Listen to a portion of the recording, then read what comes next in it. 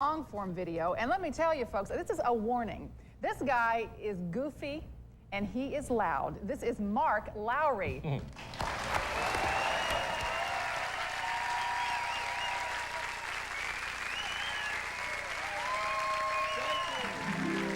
These are songs that help me get through my hyperactive childhood. And if you know any of these songs, sing along. Here's a story of a lovely lady who was bringing up three very lovely girls. All of them had hair of gold, like their mother, the youngest one in curls. Here's a story of a man named Brady who was busy with three boys of his own. They were four men living all together, yet they were bored to the bone. Till the one day when the lady met this fellow, they knew that it was much more than a hunch, that this group should somehow form a family. That's the way they all became the Brady Bunch, the Brady Bunch, the Brady Bunch. That's the way they became the Brady Bunch. Sit right back and you hear a tale of a fateful trip that started from this tropic port aboard this tiny ship. The mate was a mighty sailing man, the skipper brave and sure. 5 passengers set sail that day on a 3-island tour, a 3-hour tour. Come and listen to a story about a man named Jed. Poor mountaineer barely kept his family fed. And then one day he was shooting at some food, and up through the ground come a bubbling crude.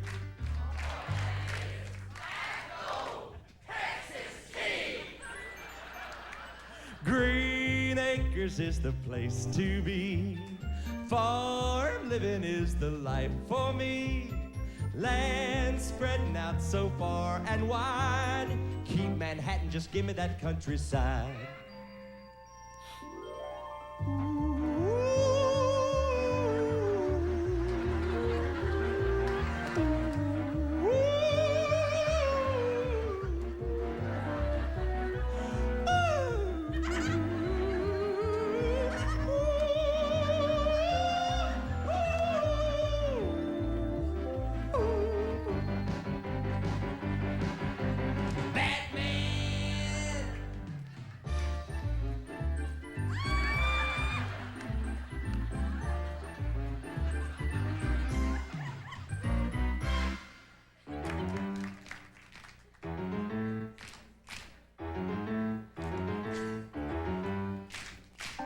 They're creepy and they're spooky, mysterious and kooky. They're all together ooky, the Addams Family.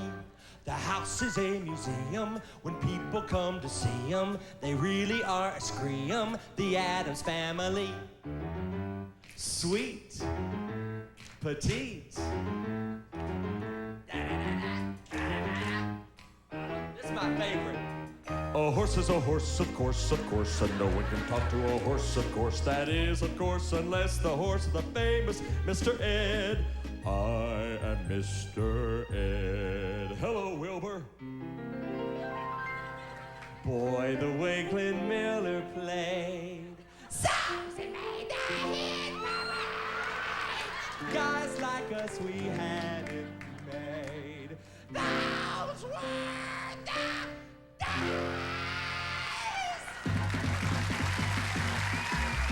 Flintstones, meet the Flintstones. They're the modern Stone Age family. From the town of Bedrock, they're a page right out of history. Let's ride with the family down the street. I never understood that line right there. When you're with the Flintstones, have a yabba dabba do time, a dabba do time. We'll have a gay old time.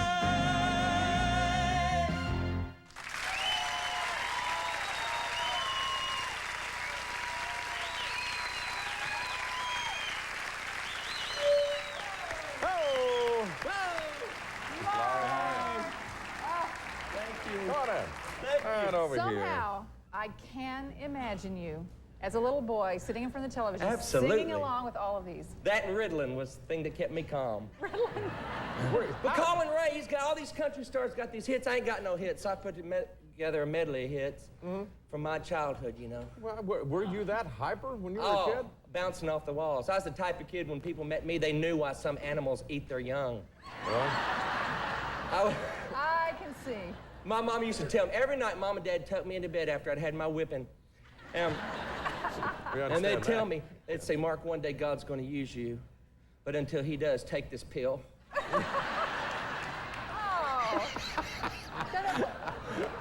Wasn't your But I mom- tell you what, I tell parents everywhere I go, you better be careful how you treat that hyperactive kid that God may have given you, because one day he'll decide what nursing home you go to.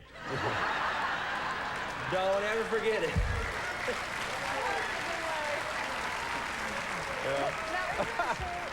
Wasn't your mom a psychology professor? My mother is a psychology professor at Liberty University. After I graduated from college, my mother, who'd never been to college, she was 40 years old at the time, said she's going to go get her degree. But she was worried. She told my dad, she said, you know, in 4 years when I graduate, I'll be 44. He said, how old are you going to be in 4 years if you don't graduate?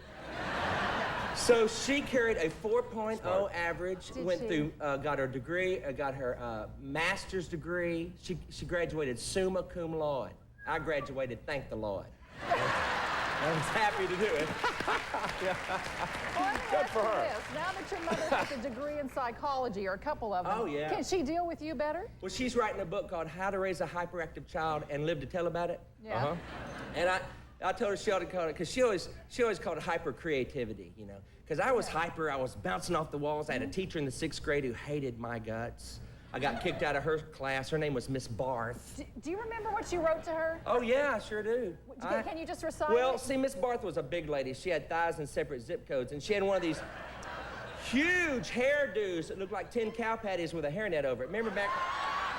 You can house missionaries on furlough up in that thing. Yeah, right, okay. And she didn't like me, and I would sit in the back of her class, and I tried to keep my brain occupied, because if I kept my hyperactive brain occupied, I wouldn't get in trouble. And if I didn't get a spanking at school, I wouldn't get a spanking at home. Because back in my day, it's 2 for the price of 1. Right, Yeah. right. Bonus time. And I was watching some show the other day. They said, oh, don't ever spank your children to squelch their personality. I'm here to tell y'all, Mama squelched my personality all over the house. Until you've been shook so hard, spit flies out of your mouth, swings around and slaps you on the back of the head, you have not had a happy childhood. I understand that, And I would sit and make up these words, and I would use these words that I enjoyed. I love words. I write songs. You know, I wrote Mary Did You Know for Kathy Mattea that she recorded. I love words. Did you? Yes, I Beautiful did, song. child. And I would make up words. Well, Miss Barth, and she hated me, I guess, because I thought her name was real cute. You know, Barth. I'd never known anybody named Barth before. Yeah.